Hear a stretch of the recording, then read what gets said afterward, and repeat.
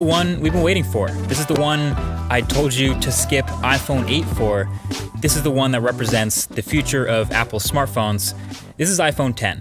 And while it doesn't say X anywhere on the front of the box, people are pretty much always going to call this one the X. I've just accepted that.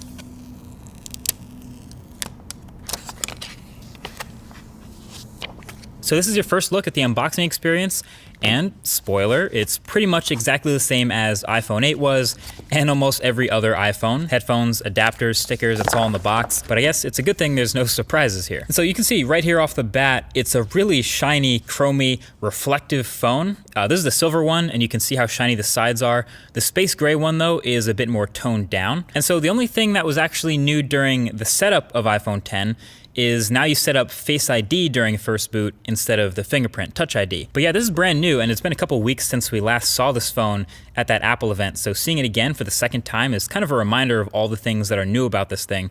Obviously, the biggest difference is the display up front, the 5.8-inch OLED corner-to-corner screen that fits in a footprint smaller than the iPhone 8 Plus, which has a smaller screen.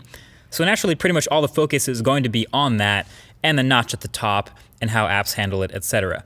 And I can tell you that aside from all the incompatible apps I've come across that are going to have to get updated, my experience with the display panel itself have been pretty decent so far. It's bright, it's contrasty, well calibrated, definitely not oversaturated like some OLEDs can be. And just handling and playing with this phone in the studio here for the first time, it's answered some immediate questions that I had about it from the last video. So first of all, since there's no home button, obviously, you have that swipe up gesture to go home, but we were wondering, how do you take a screenshot?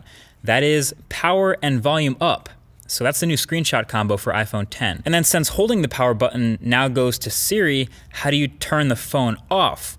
Well, it's gonna be long pressing the power button and volume up key, and that'll get you to see that power off menu. So those are two new key combos to memorize there. And then of course I was reminded of how many gestures there are now to memorize. Obviously when you get rid of a button, there's a whole bunch of swiping and gestures to replace it. So there's the multitasking and app switching motions, which are pretty similar but both kind of useful in their own way, depending on how you use the phone really. That's on top of the screenshot and power off combos, plus long holding the power button for Siri and double pressing it for Apple Pay. But basically there's a lot going on, and if you're gonna make a phone that's all screen, obviously you have to be able to do it all without a lot of buttons. Anyway, one of the biggest differences between iPhone 8 and iPhone 10 is the new front-facing camera suite up at the top in that notch. The IR blaster, the depth sensor, etc. And all that enables a couple of new things with this phone. Number one is obviously Face ID. The setup, like you saw, was pretty quick and painless, and it's been working pretty well since then for unlocking my phone. Now, I've only really had this phone for a day like the rest of press, but so far in this time, it's been fine, and it works as advertised as far as being smart and not easily spoofed. You can see the little lock under the time when the phone is locked, and basically instead of placing your fingerprint, the phone will not unlock until you look at the phone like you did during the setup process. And then once you do, it's pretty quick to unlock. You can see the little thing open, and then you can swipe up to open your phone. And sure enough, it doesn't work with a picture of you. It doesn't work when you're looking away. It doesn't work when your eyes are closed.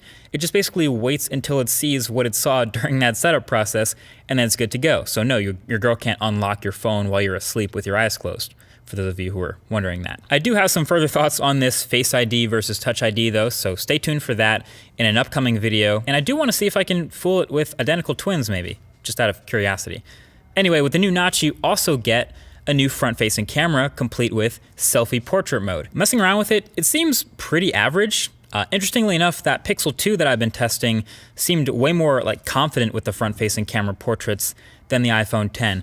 Now there's no doubt both of these will get better with time and software updates, but just from turning on portrait mode, switching the front-facing camera, and snapping a picture, these are the types of results you're gonna get. There's a pretty big difference between the two if you ask me, especially if you're looking at edges and hair and things like that. And sometimes the iPhone just didn't want to blur the background at all, just got really picky about the lighting.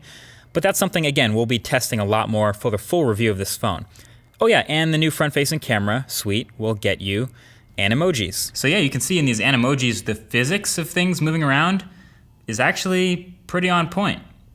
So if you're into it, you can map your face to a cartoon animal head and send it to someone in iMessage. But you still can't edit tweets though. So overall, there's a lot to test with the iPhone X now that I have it in my hands finally. As a matter of fact, definitely leave your thoughts right below that like button with things you want to see in the full review. Most likely things like battery life, camera quality, app performance, all that good stuff. But don't let me miss anything. But until then, definitely get subscribed for the upcoming videos on the channel. Thanks for watching, and I'll talk to you guys in the next one. Peace.